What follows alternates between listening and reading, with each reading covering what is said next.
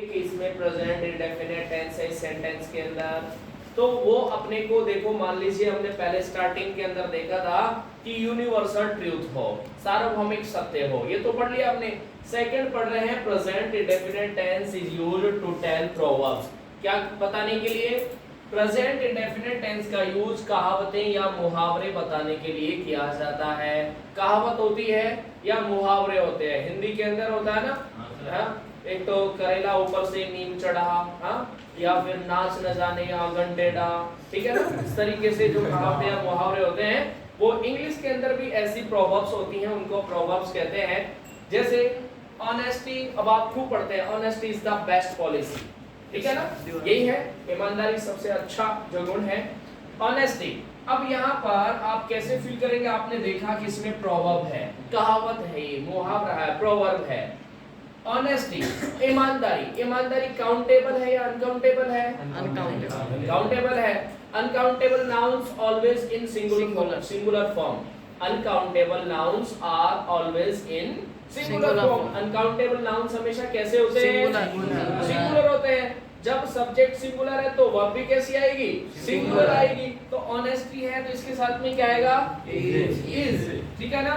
यानी कि ये सिंगुलर था तो इसलिए हमने यहाँ भी सिंगुलर लगाया। अब a bad workman playing quarrel with his tools. A bad workman, bad workman का मतलब होता है एक बुरा काम करने वाला आदमी। क्या करता है? क्वारल्स यानी झगड़ता है, विद हिज टूल्स यानी अपने औजारों से। कहने का मतलब क्या था, हिंदी में अपन कहते हैं ना, नाच न जाने आंगन टेढ़ा, ठीक है ना, यानी नाचना आता नहीं है और मैं कहूं कि आंगन टेढ़ा मेढ़ा है, मेरे से नहीं नाचा जाएगा, अभी गिर जाऊंगा मैं, लग जाएगी। आंगन अच्छा होता, सीधा होता तो मैं नाचता, ठीक है ना। यानी कि एक बैड वर्कमैन जिसको काम करना नहीं आता है, मैंने कह दिया कि मुझे पंखा ठीक करना आता है, अब एक दिन आपने मुझे बुला लिया, ठीक है ना, कि पंखा ठीक कर दो, ठीक है। अब मुझे तो आता ही नहीं है, तो मैं कभी मेरे जो औजार है, प्लास वगैरह है, उनको फेंक रहा हूँ, कभी क्या कर रहा हूँ, ठीक है ना। यानी कि मुझे नहीं आता है। बैड वर्कमैन, कोरल्स, किससे झगड़ रहा हूँ मैं? अपने टूल्स से, अपने औजारों से, ठीक है ना। जो वास्तविकता में मुझे काम करना नहीं आता है, लेकिन फिर भी मैं अपनी गलती को छुपाने के लिए क्या कर रहा हूँ, उन औजारों के अंदर जो मेरे थे उनके अंदर मैं क्या कर रहा हूँ, कमी निकाल रहा हूँ। तो a bad workman coral with his tools. अब देखो यहाँ पर सब्जेक्ट को देखना अपने को, जैसे ही सेंटेंस को देखा हमने कि सेंटेंस कौन से टेंस का है? प्रेजेंट इंडेफिनिट, ठीक है ना। कैसे पता चला? कैसे पता चला हमें पता चला सेंटेंस को देख करके। सेंटेंस में क्या दे रखा है कि यहाँ पर प्रोवर्ब है। प्रोवर्ब क्या होती है? प्रोवर्ब क्या होती है? कहावतें या मुहावरे। यानी कि यहाँ दे रखा है bad workman quarrel with his tools, तो यहाँ पर हमने फिर पता चल गया कि प्रेजेंट इंडेफिनिट टेंस का है, क्योंकि इसमें प्रोवर्ब दे रखी है।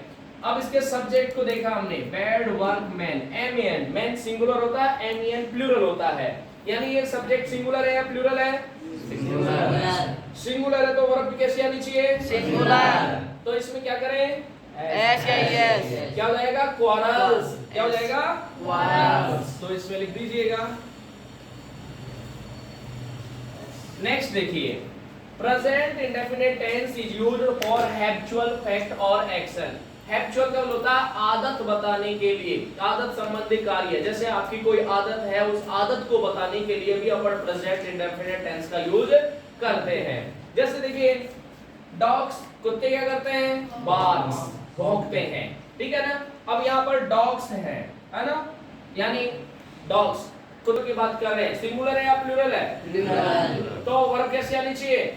और वर्ब की फर्स्ट फॉर्म कैसी होती है?